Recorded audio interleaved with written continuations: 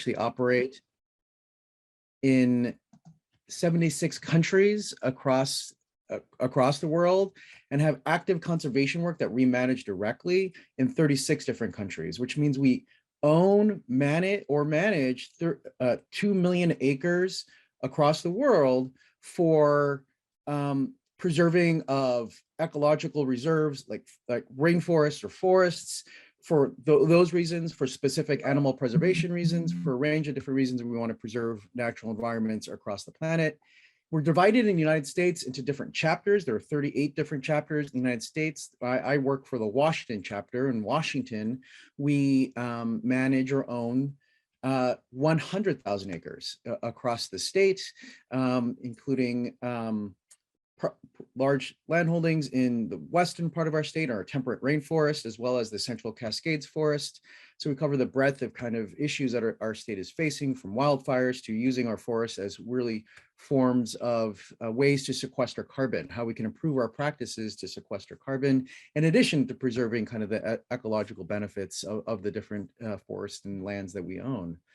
We also are very heavily invested, in my main role is in advocating for policy that helps us turn the needle on how ensuring we're mitigating, reducing the use of carbon in our state, as well as having a really strong equitable lens in that work to ensure that those who have been most impacted by pollution and deforestation are able to benefit from the programs and policies that we are implementing in our states. And we've really been on a strong run, thanks to large groups of coalitions of organizations to pass policies that are getting our state to have 100% energy-free grid, have a price on carbon through the Climate Commitment Act. The Climate Commitment Act also has an air quality program, and as mentioned, the Environmental Justice Act, the HEAL Act. That bill directs 9 of our state agencies, when they're planning policy, creating roads, building new projects, to understand the impacts a certain project will have on an overburdened community, and to design those projects to maximize the benefits and reduce the burdens that a given project might have in a community, and has that as a core of their mission moving forward from now on. We're in the early days. We've only had 1 meeting in the Environmental Justice Council, but we're very hopeful for that, and has broad representation from different communities of color, as well as 4 tribal government representatives on that body. And so, yeah, I think in a nutshell, that's a bit of the work we do. Thank you very much, David. Greg, would you please tell us more about Climate Solutions? For sure. Thank you, Kent. Thanks, everyone, for having me. Happy Earth Week. It's always a pleasure to do things with my friend David Mendoza, who I have so much admiration and respect for. So this is fun for me to be able to do this. Climate Solutions. We're a much more modest organization than the Nature Conservancy, but we're pretty proud of what we do. We are a Northwest-based nonprofit, as Kent mentioned in his intro of me. We do work in Washington and Oregon. And we've been around, in 2023, we'll hit our 25th anniversary. And we do, well, let me talk about our theory of change, and then I'll talk a little bit about specifically some of the things we do. Our theory of change is really grounded in our belief in the power of the Northwest to be a national leader that not only puts in place policies and partnerships and programs that really make a difference in the Northwest in terms of cutting carbon and growing good jobs and addressing equity, but also in setting models that other states can also do, and that collectively the power of states and local communities in the United States can really move the needle on climate change. We're seeing that there's so many other states besides the Northwest states that are taking action.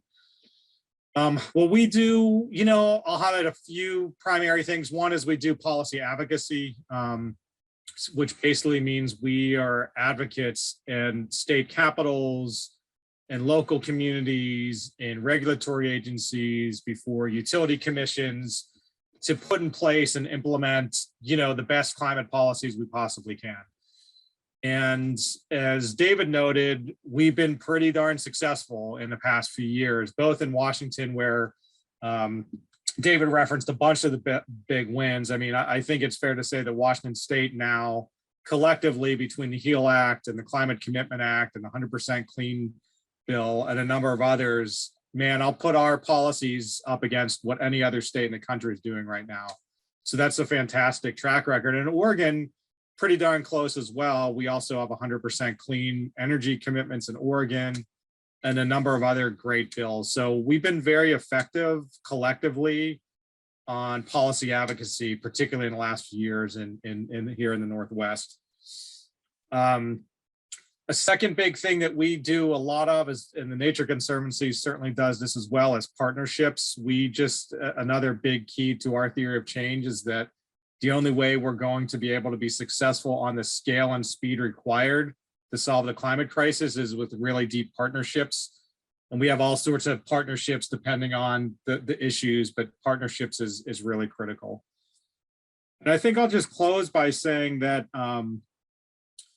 as I look forward in the Northwest, here's the things that I think are most important. And I want to start by saying that because of the things I already mentioned and David mentioned, we're building on a foundation of success. You know, we now have a lot of the foundational policies in place in Washington and Oregon. We now have a lot of investment dollars coming in from these policies, as well as from the federal. There's been a number of federal investments that will soon be coming our way. So we now have this opportunity to turn the promise of policies and the promise of public investments into actual progress on the ground, meaning we're actually going to start to bend the emission curves, which means we're actually going to start creating good paying jobs throughout the regions, which means we're actually going to start to address some of the things that David mentioned around equity and making sure that those investments and these solutions go first to the people who have been most impacted.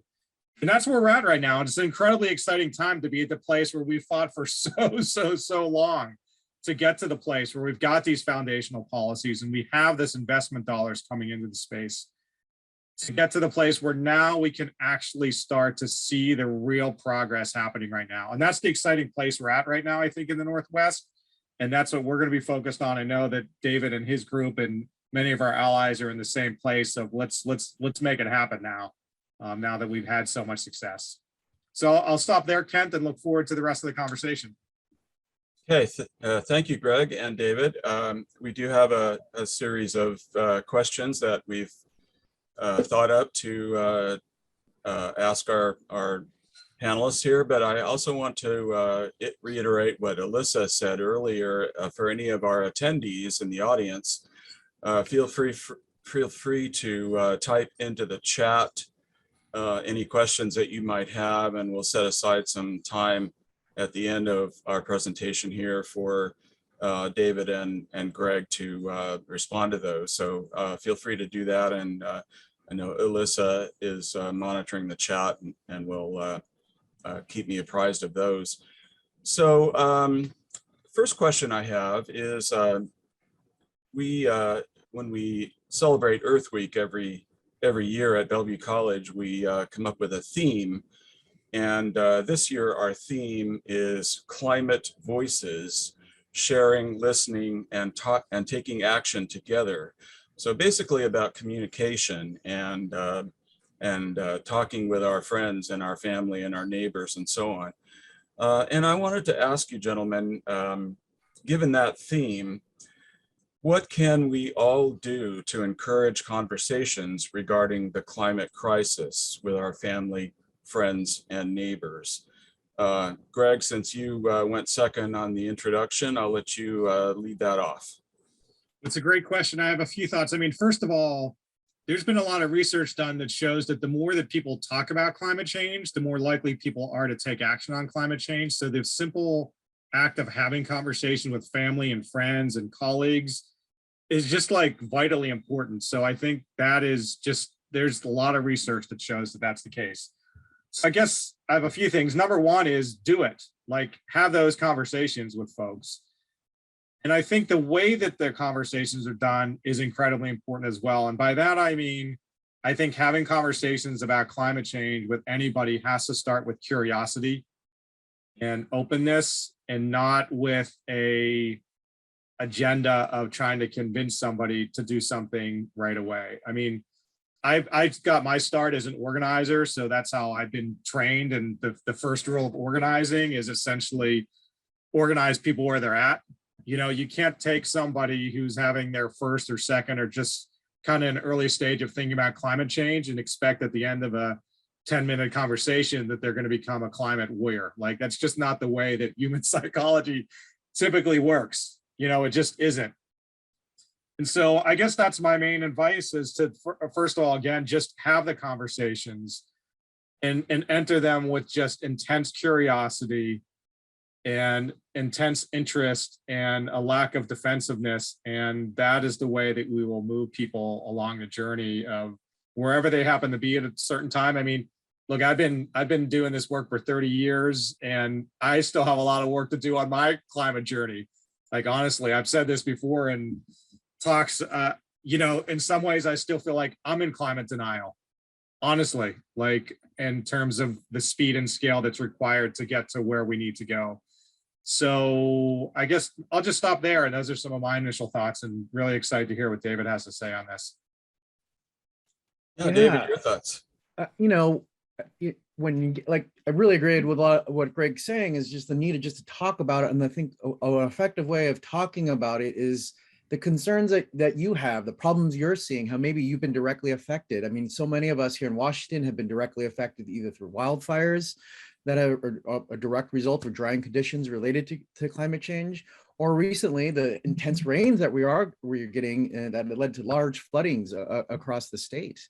And so talk about those personal experiences of like why it's a concern for you and what, you know, and the other part is there's a lot of pressure of like all of us need to change our daily behavior, and that's the only way to solve climate change. It's a both and. I think we need to each talk about ways we want to change our lives to help reduce our own individual input, but this is not an individual change solution to get to the scale, as Gregg was saying, the scale that we need to get at. Only our institutions, our government, or corporations can get us to the level that we need to.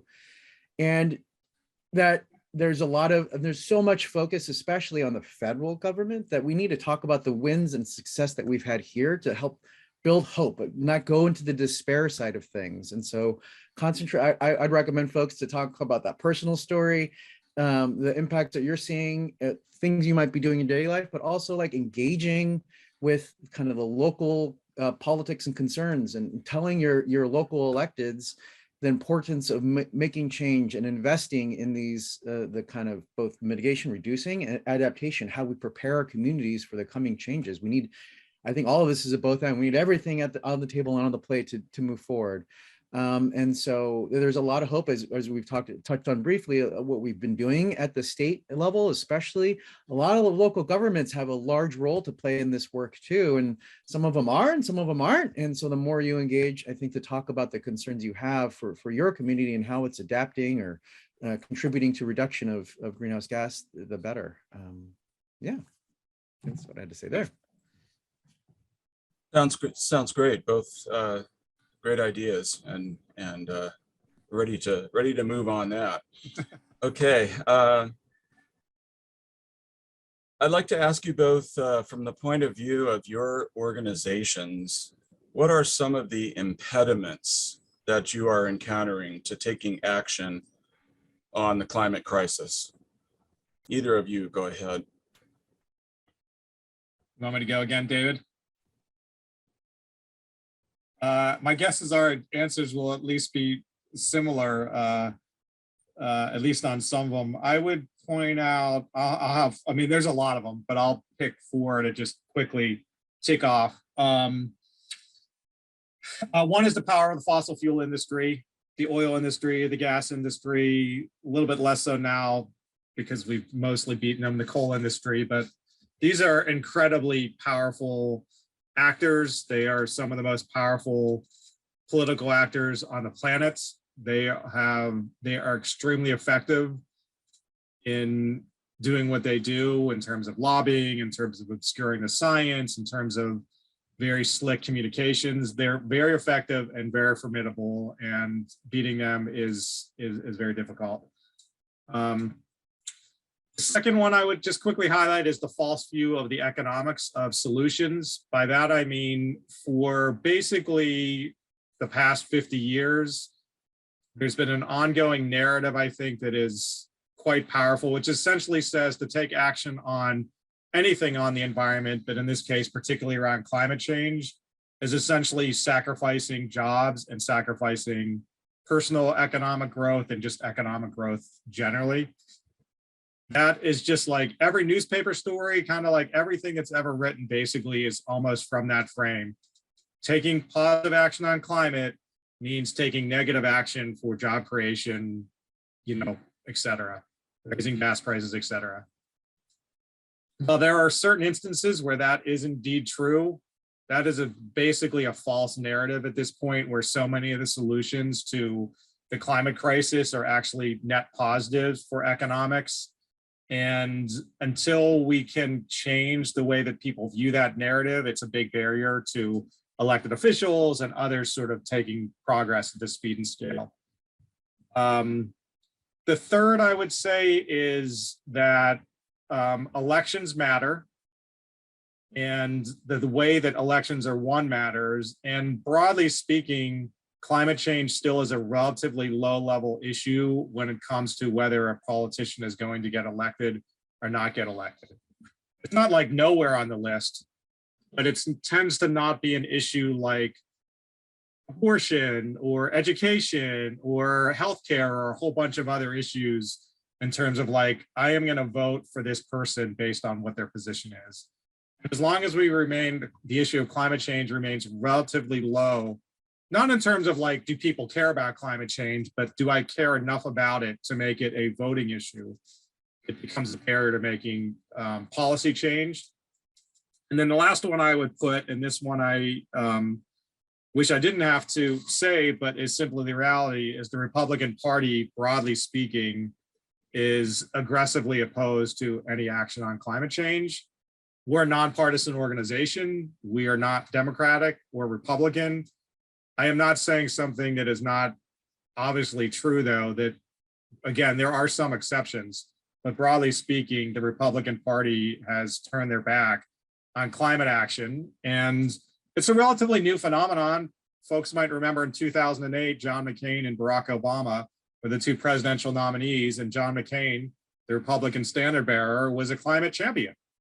It's a presidential nominee. And now it's all but impossible to imagine a presidential candidate, let alone a leading figure in the Republican Party, staking a position that is pro-climate. And that is a huge, huge problem. Again, I say that not as a partisan, we're a nonpartisan organization. It's just a barrier to progress when one of the two major political parties of this country essentially has walked away from the issue. There's a bunch of others, but I think I'll just stop there. And again, David, some of those I'm sure ring true to you, and maybe there's others as well. No, they all ring true. And I think more than anything, I'll just maybe drill down on a couple of the points here. Is very unfortunately very much agree on those last points about how partisan climate issues have become. The Nature Conservancy takes great pride in working in a nonpartisan or bipartisan manner, and it's just become impossible at both the state and federal levels to do so. And I think what's ironic in kind of some of the points that I was listening to you, Greg, I was thinking is, while climate change is never like one of the driving issues, I think, for why folks think they're getting elected or what the public thinks, it is always used as the consequence of potential wrongly held ideas of moving forward in climate change will be bad for the economy or bad for jobs, are the reasons we can't get support, I think, from either the Republicans or, a number of Democrats are really reluctant to embrace a lot of strong because of that kind of perception, despite the range of evidence. No matter how many polls you throw at them, it's just like their gut feeling kind of thing, and they just can't peel them back from that. And that's just their political calculation. And like, as much as we say, like, the power of the oil lobby and that in kind of in the fossil fuel industry, in kind of state legislature and federal legislature, at least in the state, I don't want folks to walk away thinking it's a corrupt kind of aspect that's keeping our elected officials from that. It's not that. It is this political calculation of they think there won't be reelected because economy will be negatively affected. So it's not like backroom deals with oil companies preventing stuff. It's this very kind of sense of survival of wanting to do their very few people are coming into the legislature to be environmental champions. We have a great amount of them, unfortunately, in our state, but not everyone's there for that. They're there for, education, for social welfare programs, for a whole range of issues. And they feel if I take a risk on this, I won't be able to stay here and fight for the things I care about. And so how we kind of convince people to turn the dial on that and is the hope for the next couple of years. And I think one of those benefits will be the range of investments we're going to be able to make into the environment because of things like the Climate Commitment Act. We just passed in our state the Move Ahead Washington transportation budget. All these investments are for I think $5.2 billion will be invested over the next 16 years to reduce carbon by investing in multimodal transportation, public transportation, multimodal biking and walking infrastructure. All these kinds of investments will hopefully help folks see the benefit of in these kinds of policies to help actually build the kind of future we want for our communities that are more tightly connected. That, I think prior to kind of some opposition messaging, I don't think environmentalists are like anti-vehicles. We want an all of the above kind of strategy, in that we have underinvested in the range of transportation options that keep our communities more closely connected and reduce our reliance on cars. I don't think anyone feels cars build better communities, right? But things like bike trails and bike paths and sidewalks do help knit communities together and have the benefit of reducing our carbon. And so once we can start in maintaining, as we do our advocacy, as we focus on implementation, how we can continue to let folks see like we have these things because of our work on climate, and building that new energy economy will get us there. And so hopefully those are some of the ways we can, reduce those barriers, as the question is towards us, to continue to push forward, because there's really big hard things in front of us. We've had a lot of success reducing our transportation and emissions from that. Our number one source of pollution.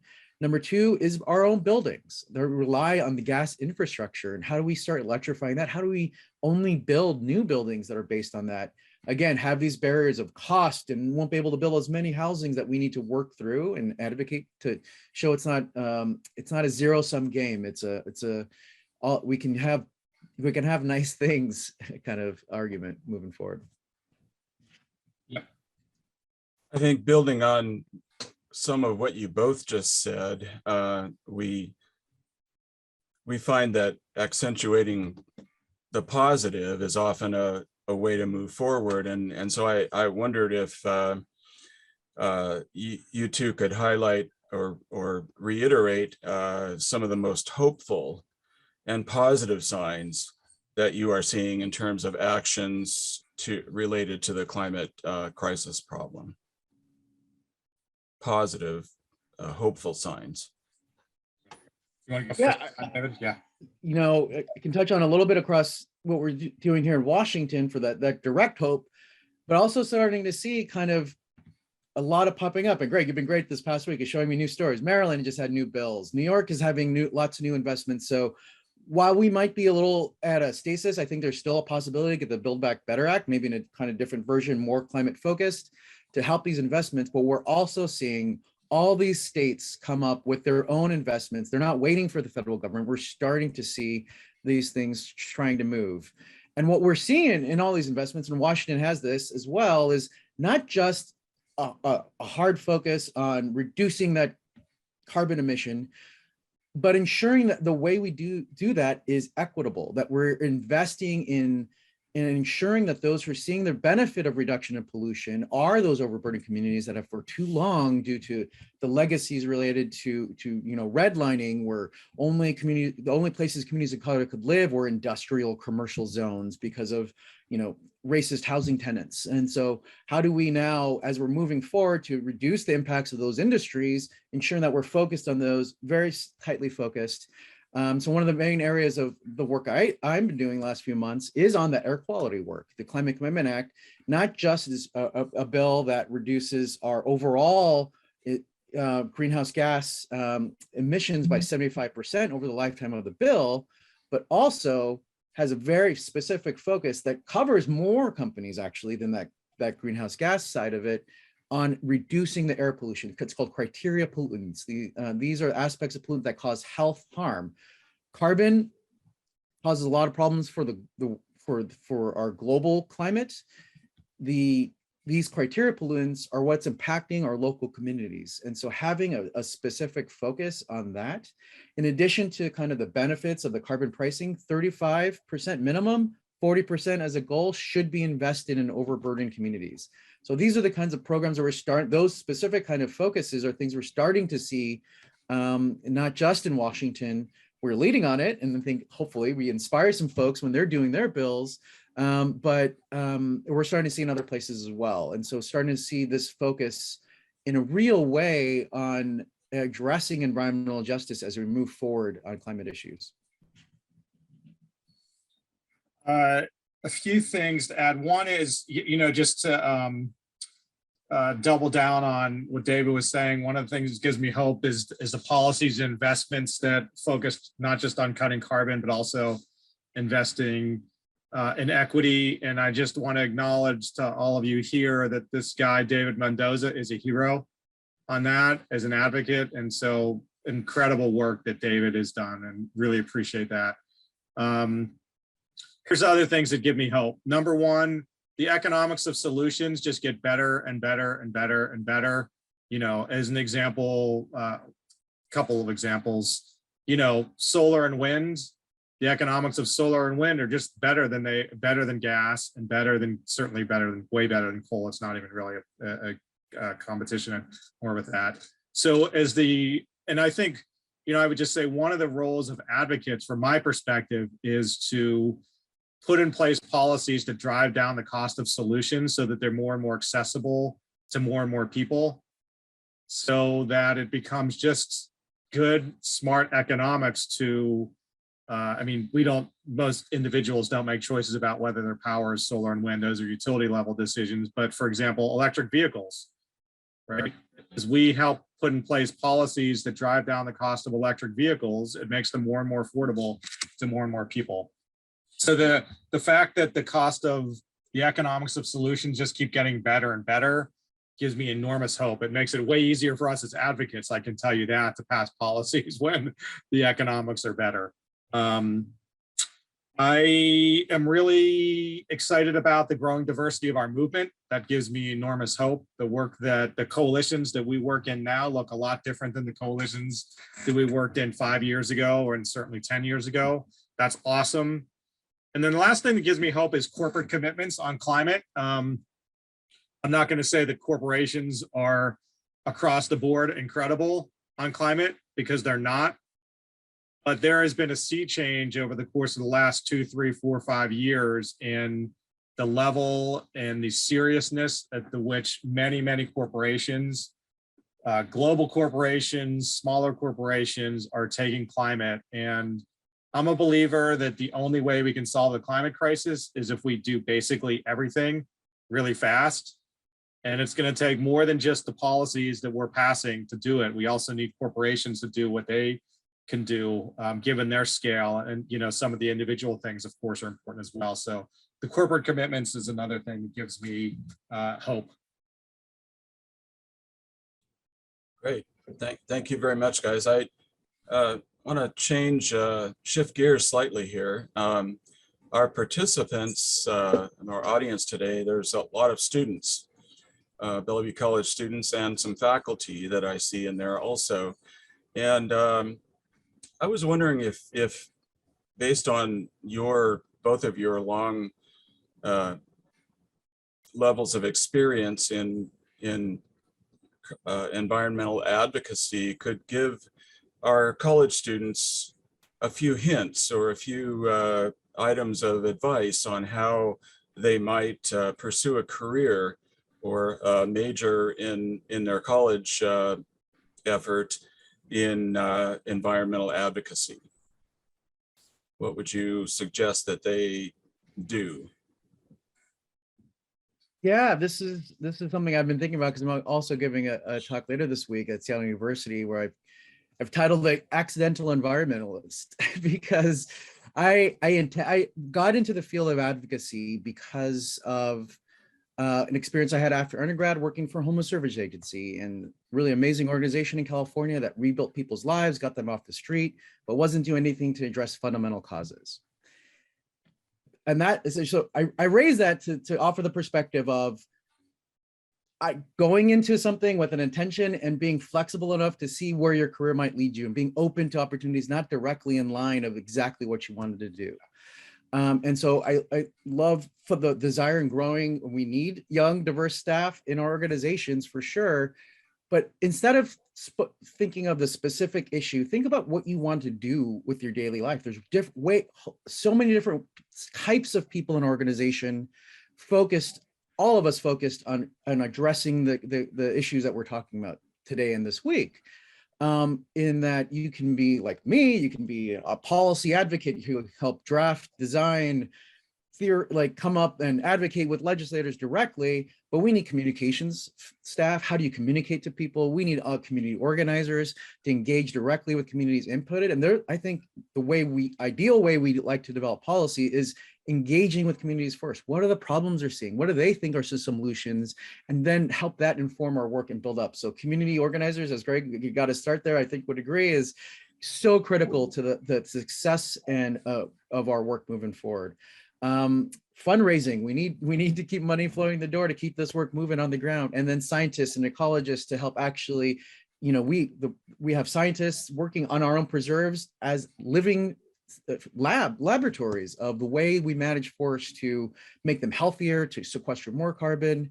And so think less about maybe the specific issue. I'm really concerned about plastic. I only want to work on plastic. Instead, focus more on what do I want to do with my day every day? What excites me? What gets me out of bed to do this work in the morning, and know that you're contributing to that larger mission that's getting us a little bit closer. And so that would be my advice.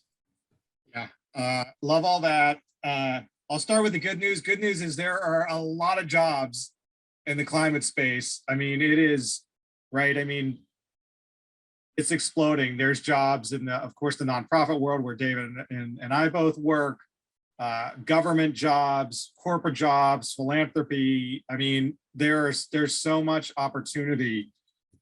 It's incredibly exciting. Oh my goodness. I wish I was 19 years old right now. It'd be so exciting to be moving into this space with all this incredible opportunity. I really like, David, what you were saying about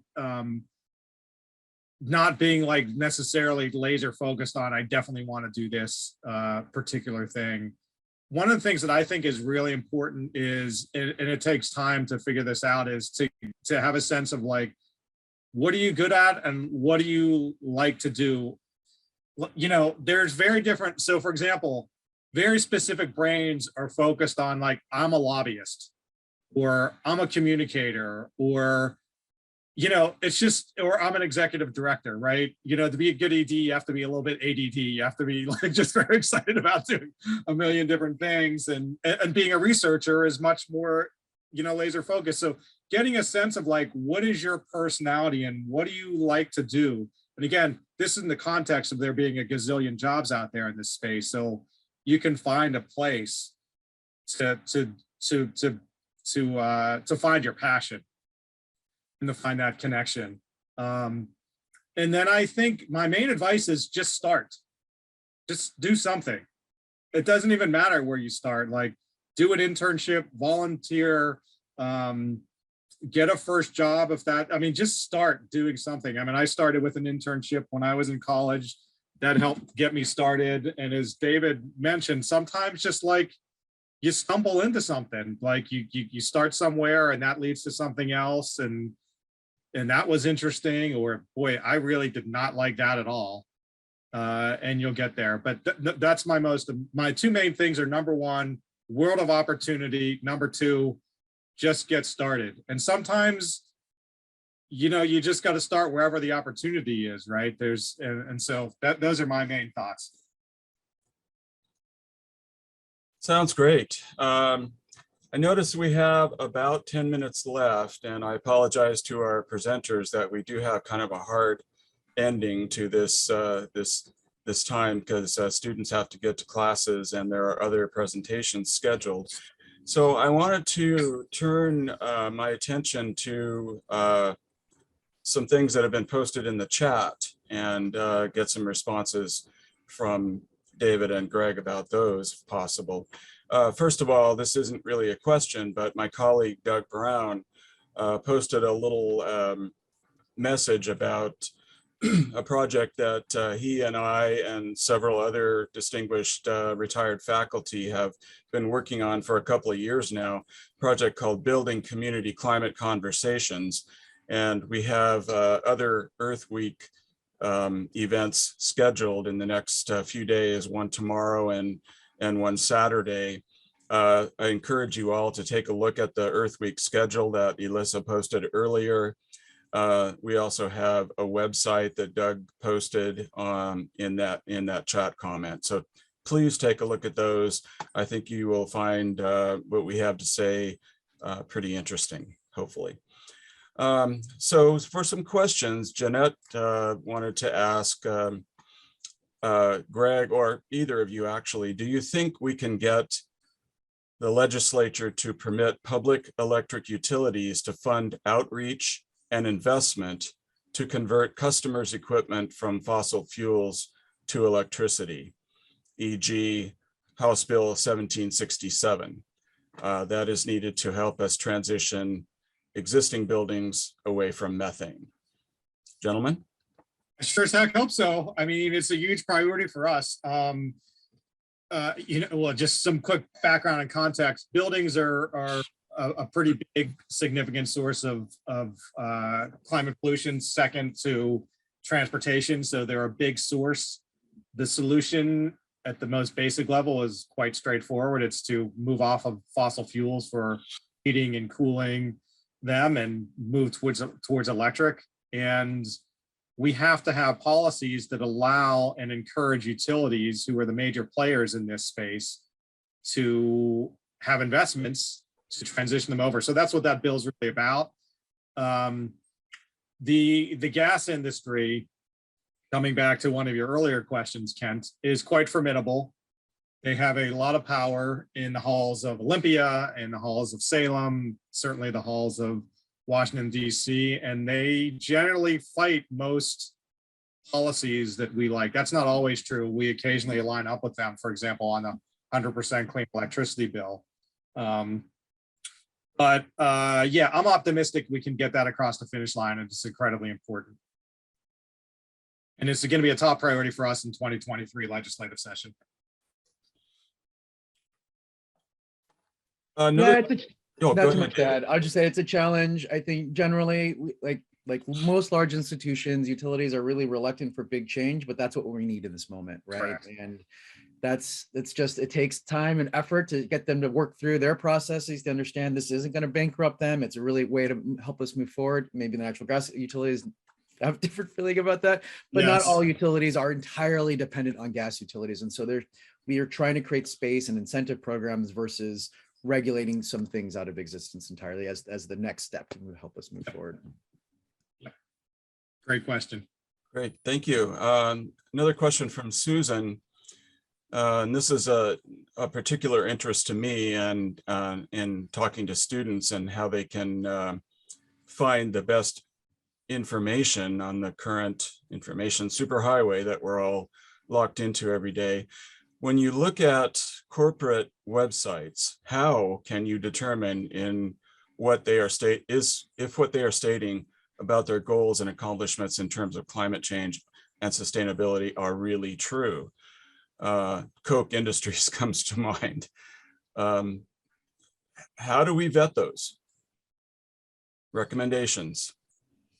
It's hard. I just have a couple thoughts, and I'm not really an expert on this, but I would say a few things. One is, I wouldn't focus too much on the goals. I mean, goals are important. Like, I'm a huge fan of corporations making big climate commitments. Like, that is a huge important step, but it doesn't necessarily tell you anything about how they're actually doing and moving towards that. It simply tells you a lot about what their intention is, which is not unimportant.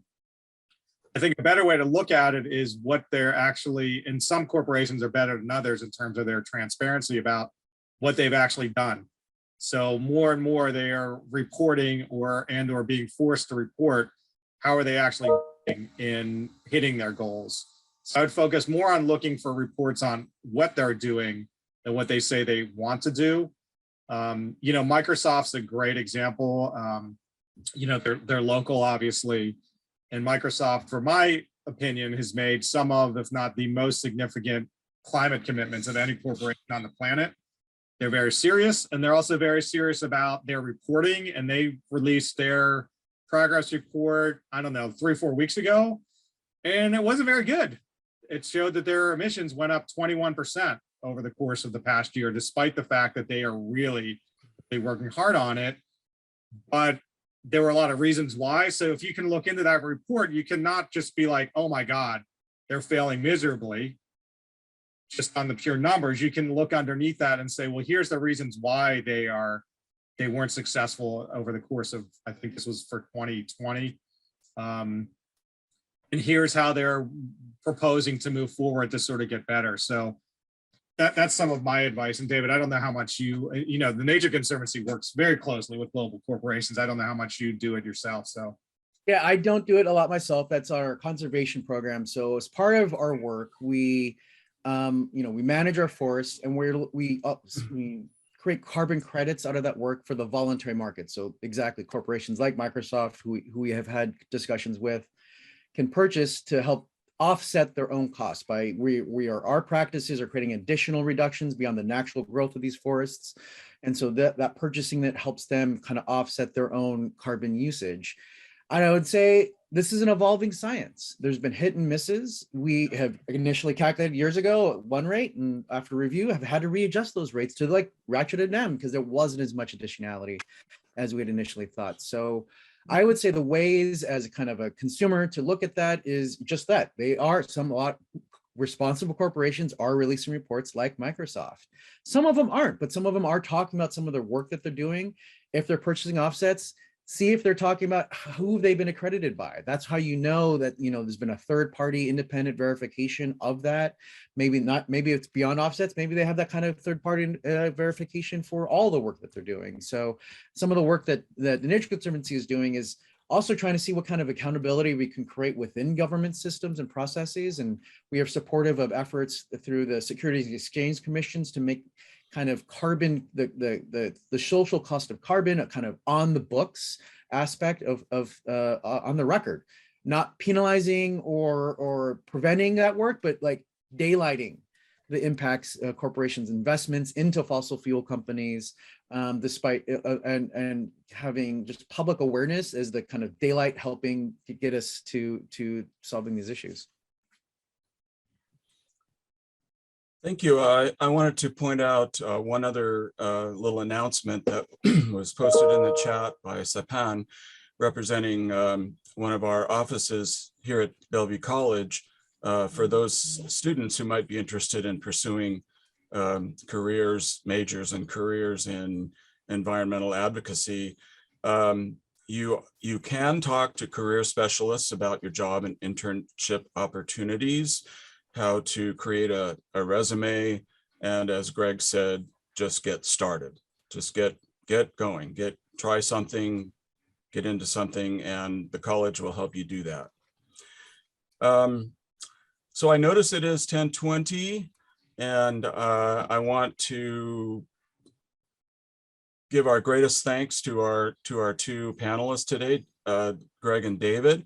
Very useful information, and I, for one, am coming out of this more hopeful than coming into it. And even though I've been working in this field for a long time as well, sometimes I lose sight of that positivity, and you guys are great at boosting that back up. So awesome. We really appreciate it. We thank you for your time. And if anyone has any other questions, I will post my own email in the chat, and you are welcome to email me, and I'll pass those questions along to David and Gregg, and we'll try to get those answered. So thank you all again. Thank you both again, and thank you attendees. Hope you got as much out of this as I did.